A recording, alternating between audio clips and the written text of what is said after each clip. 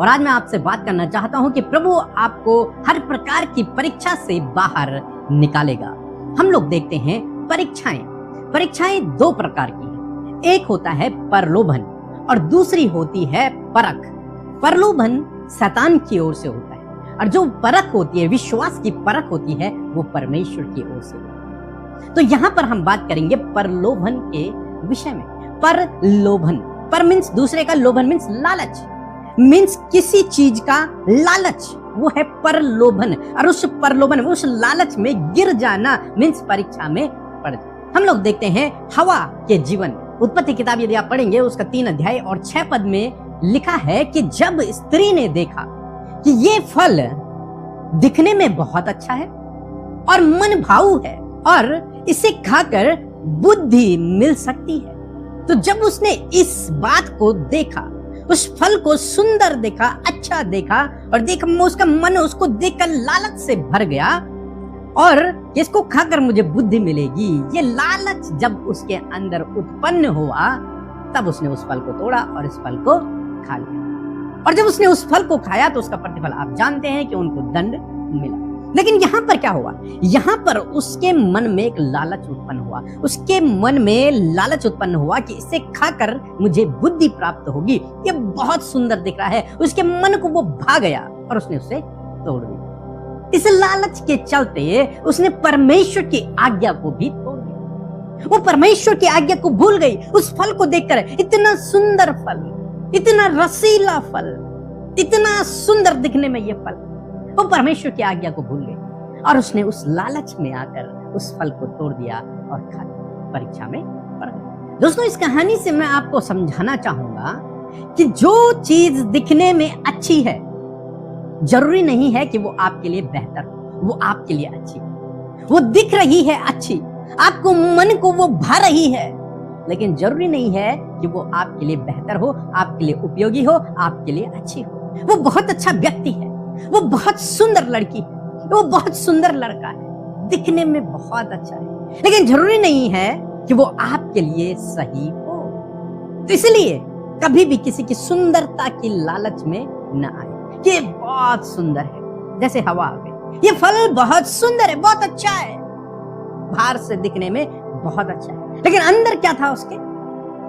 पाप। एक तरीके से देखा जाए वो पाप में गिर गए।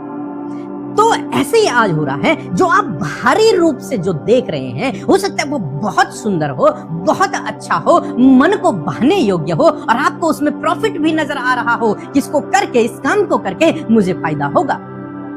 ये कहता है कि मन भाऊ है, सुंदर है और बुद्धि के योग्य है। हो सकता है आपको ऐसा लगे, लेकिन जरूरी नहीं है कि वो आपके लिए बेहतर हो, जरूरी नहीं है कि वो आपके लिए उपयोगी हो सकता है वो आपके लिए गलत हो सकता है वो आपको नुकसान पहुंचाए। इसलिए उसके रंग रूप को देखकर आप फैसला न करें, उसकी बाहरी सुंदरता को देखकर आप फैसला न करें। फिर हम देखते हैं आज बहुत सारे लोगों के साथ में स्कैम हो रहा है। क्यों स्कैम हो रहा है पता है आपको? क्योंकि वे लोग लालच में पड़ जाते हैं। जब उन्हें कोई लालच देता है कि तुम्हारा पैसा डबल हो जाएगा, तुम इतने पैसे लगाओ, तुम्हें 10 गुना 100 गुना मिलेगा, 1 महीने में ही तुम करोड़पति बन जाओगे, 1 महीने में तुम बड़ी बड़ी गाड़ियां ले लोगे, तुम अपना घर बना, बहुत बड़े बड़े सपने वे लोग दिखाते हैं।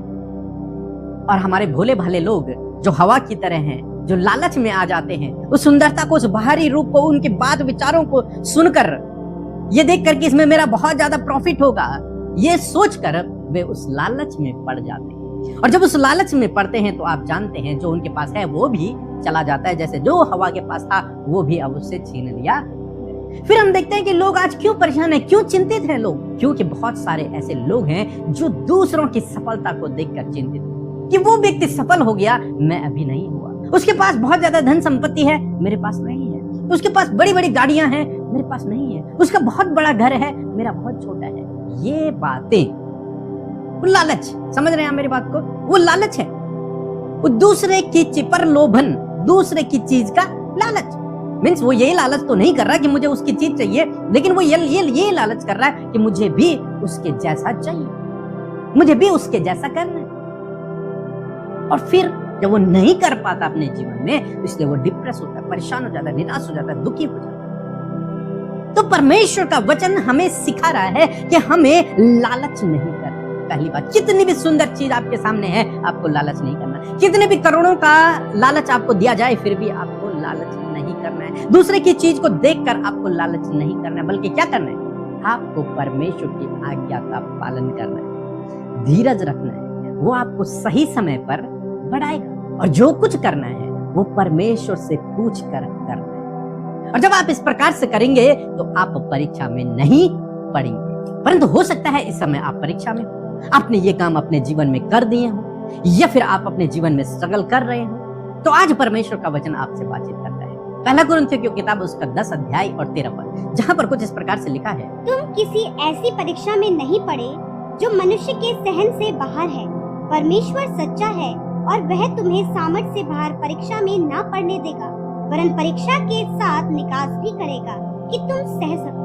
आमीन। दोस्तों, यहाँ पर परमेश्वर का वचन कहता है कि तुम ऐसी किसी परीक्षा में नहीं पड़े जो मनुष्य के सहने से बाहर हो। तुम ऐसी परीक्षा में हो जिसे मनुष्य सह सकता है, और बहुत सारों के जीवन में ये हो रहा है। तुम एक अनोखे व्यक्ति नहीं हो जो अकेला तुम्हारे जीवन में ऐसा हो रहा है, बहुत सारे लोगों के जीवन में ऐसी परीक्षाएं हैं। तो तुम्हें इस समय में निराश नहीं होना है, तुम्हें इस समय में आशा नहीं खोनी है, बल्कि परमेश्वर में बने रहना है। क्यों बने रहना है? क्योंकि परमेश्वर विश्वास योग्य है। हालांकि आप तो अविश्वासी रहे, आपने उससे बिना पूछे काम कर दिए, जिसके कारण आप परीक्षा में पड़ गए, आपने गलत स्टेप ले लिए अपने जीवन में। लेकिन आपका परमेश्वर जिस पर आप भरोसा करते हो वो विश्वास योग्य है। यदि आज आप उस पर भरोसा रखते हैं तो वो आपके जीवन में काम करेगा। और क्या काम करेगा? लिखा है कि वो पहले तो तुम्हें आगे परीक्षा में नहीं पढ़ने देगा, और यदि तुम पढ़ भी गए हो तो वो तुम्हें वहां से बाहर भी निकालेगा। उस परीक्षा से तुम्हें बाहर निकालने का रास्ता भी तुम्हें दिखाएगा। इसलिए यदि आप परीक्षा में हैं आज, तो प्रभु के पास जाएं, उससे प्रार्थना करें, प्रभु मुझसे गलती हो गई है, लेकिन मुझे माफ करें और मुझे इस परीक्षा से बाहर निकालें। निश्चय परमेश्वर आपको उस परीक्षा से बाहर निकालेगा, आपको वो रास्ता दिखाएगा, किस रास्ते पर चल और तू इस परीक्षा से बाहर निकल आएगा। इस काम को कर और इस परीक्षा से बाहर निकल जा। इसलिए आज शाम में मैं आपको उत्साहित करूंगा कि किसी भी चीज का लालच न करें, जो कुछ काम करें परमेश्वर से पूछकर करें, और किसी की बाहरी सुंदरता को देखकर डिसीजन न लें, और परमेश्वर विश्वास योग्य है उससे प्रार्थना करें, वो आपको परीक्षाओं से बाहर निकालेगा। सो प्रभु आपको इस वचन के द्वारा बहुतायत से आशीष दे। आमीन।